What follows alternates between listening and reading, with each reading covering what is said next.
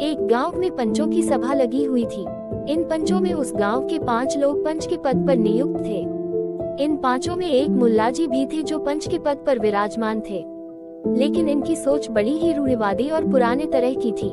ये किसी भी नीची जाति के लोगों को सीधे नजरों से नहीं देखते थे।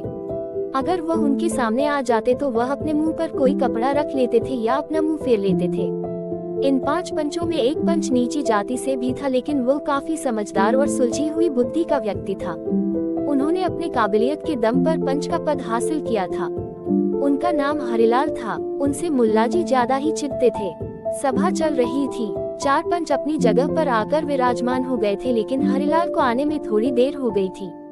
हरिलाल जल्दी जल्दी सभा में आए और उन्होंने देखा कि उन्हें बैठने के लिए सिर्फ एक जगह खाली थी, जो कि मुल्लाजी के बाजू में थी। तो हरिलाल जाकर के मुल्लाजी के बाजू में बैठ गए। मुल्लाजी ने जैसे ही देखा कि हरिलाल उनके पास आ गया है तो उन्होंने एक कपड़ा अपने मुंह पर डाल दिया। भरी सभा में उन्हें ऐसा करते देख किसी को भी अच्छा नहीं लगा। बाकी के पंचों ने उन्हें समझाया कि उन्हें इस तरह से हरिलाल का अपमान नहीं करना चाहिए। तो मुल्लाजी ने विरोध करते हुए कहा कि अगर मैं इस नीची जाति के व्यक्ति को सीधे नजरों से देख लूंगा तो मुझे पाप लगेगा।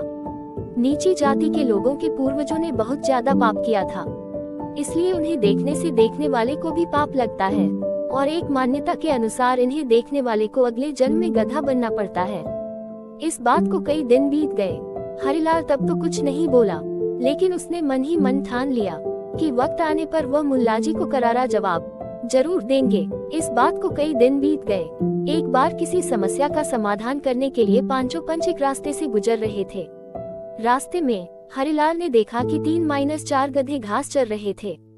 हरिलाल ने सबको रुकने के लिए कहा और वह सीधा गधों के पास गया और उनके पैर छूकर उन्हें प्रणाम करने लगा। सभी ये देखकर हैरान थे। सबको लगा कि शायद हरिलाल का दिमाग खराब हो गया है।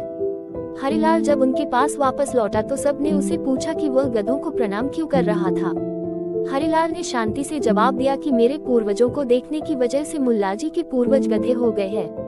मैं मुल्लाजी के पूर्वजों को सम्मान दे रहा था, इसलिए मैंने उनके पैर छुए। सभी पंच हरिलाल की बात सुनकर हंसने लगे, सिवाय मुल्लाजी के। मुल्लाजी ने काफी सोचा और उन्हें हरिलाल की व्यंग से की गई बात समझ में आ गई। उस दिन के बाद मुल्लाजी ने किसी को भी देखकर अपनी नजरें नहीं घुमाई और किसी से बुरा व्यवहार भी नहीं किया। दोस्तों, बुद्धि और समझदारी से हम किसी को भी कुछ भी समझा सकते हैं। हमेशा झगड़ा करने से समस्या का हल नहीं निकलता है।